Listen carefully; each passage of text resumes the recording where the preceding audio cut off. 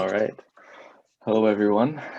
Thanks for being here. Today, we're going to talk to Dr. Nameer Baker. Nameer, I'll let you introduce yourself. Hi, everyone. My name is Nameer Rahman Baker. I'm the science coordinator at Kellogg Biological Station's long-term ecological research project, and very excited to get to share with you all what I do. Great. Thanks so much for being here. First, you can start off by telling us what kind of scientist you are. Sure. So I'm a microbial ecologist, which is a particular type of biologist that studies tiny bacteria and fungi, or microbes, or you might just call them bugs too, and how they live together in nature. So this is different from a microbiologist who's really interested in those individual microbes, those bacteria and fungi, and what they're doing in their own cells. And then a microbial ecologist is much more interested in how they're interacting with one another, how they have an effect on each other, and also on plants and animals that they interact with in the environment. So yeah, that's what I do. Great. Yeah, it's good to know those terms. We've seen a couple different scientists now that combine the taxonomic things that they study with what they're doing. Cool. So microbial ecologist, where exactly do you work?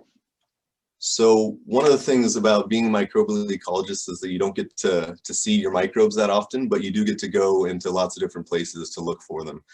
So I've been lucky enough to work in a lot of different places, a lot of beautiful landscapes. I grew up in Kansas, so that's where I first did my work with microbes. And then I did graduate school in California, in Southern California, and before going to work on a research project in Northern California in the Bay Area. And then, but that work, actually, all of our field work for that was in Oklahoma. So back near some grasslands and prairie, more similar to what I grew up around. And then now I'm back in the Midwest and working in Michigan. So really excited to explore the grasslands and forests around here. So like I said, I've worked in a lot of different places, a lot of grasslands, but definitely also savannas, desert, mountains. That's part of what I loved about being in Southern California, was getting to experience all those different landscapes in a really, really small area. But I'm really excited to get to explore what there is to do in Michigan too, and find out what the microbes here are up to.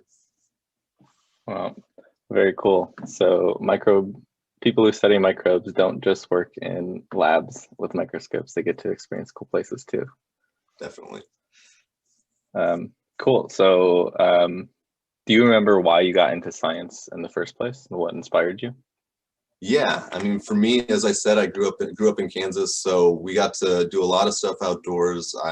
Where I grew up, Manhattan, Kansas, is right next to one of the largest remaining stands of tallgrass prairie, Kanza prairie, in all of the U.S. So hiking there a lot. We also grew up there's a big lake by the town I grew up in, so we'd go out there a lot, camping, fishing, looking for bugs, frogs, and toads, looking for fossils. There's lots of limestone in Kansas, so lots of fossils to find too.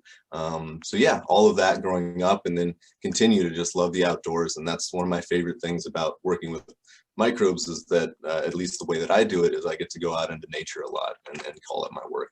And now I'm really focused on getting to carry that on to the next generation with my daughter Nyla, who's a little over 2, and she really loves it here in Michigan, just being able to go out and play in the snow, being able to go into the lakes in the summer and tramp around. It's a little different than growing up in a city in California. So definitely appreciate that. That's great. It's good to see. So if you had to boil down your science to one sentence or in a haiku, how would you tell people about what you do? Yeah, so I wrote this little haiku, which is that those microbes, or those bugs I cannot see, recycling all around me, the circle of life. And this is because, to me, what really drew me into microbes in the first place is that all of the food that is locked up in plants that they take from the air, that they use to make sugar, and all of the yummy stuff that we eat plants for, that other animals eat plants for, most of that is not eaten by animals. And when those plants die, it's microbes, it's those bacteria and fungi, those bugs, that recycle all of that food back into the atmosphere, back into the air, and also back into the soil, so that the next generation of plants can make use of it. And so as a child that grew up with the Lion King, to me, this is just really the circle of life. And that's what drew me into microbes in the first place. Very cool connection. We can all understand that. So finally, how does the science that you do have an impact in the world? Yeah, so this is mostly for the project that I worked on in the Bay Area, but also a lot of what we're working on now at KBS at the Long-Term Ecological Research Project is trying to understand how plants that help, or how microbes can help plants grow in places that are difficult. So where the soils are sandy, where there's not that much food already in the soil for plants to live off of. And so microbes then can help them get that food, help them get those nutrients, and help them grow in these places where we can't grow them right now. And then eventually we can use that information to help us grow those plants without hurting the environment, without having to put a lot of fertilizer in, without having to do things that end up hurting nature, and that then we can use those plants that we grow to make fuel that doesn't come from fossils, which is another way that we can, in the end, help the environment and lessen our impact on it. So that's what really excites me about studying microbes, is that these tiny little bugs that are everywhere give us a way to impact how we're affecting the environment everywhere as well, if we can just figure out how to do it. Awesome. Lots of ways for science to change the world. It sounds like your research is doing that. Great. Thanks so much, Nameer, for talking to us. We really appreciate having you. No problem. I really appreciate getting to share with you all, and yeah, take care. Great.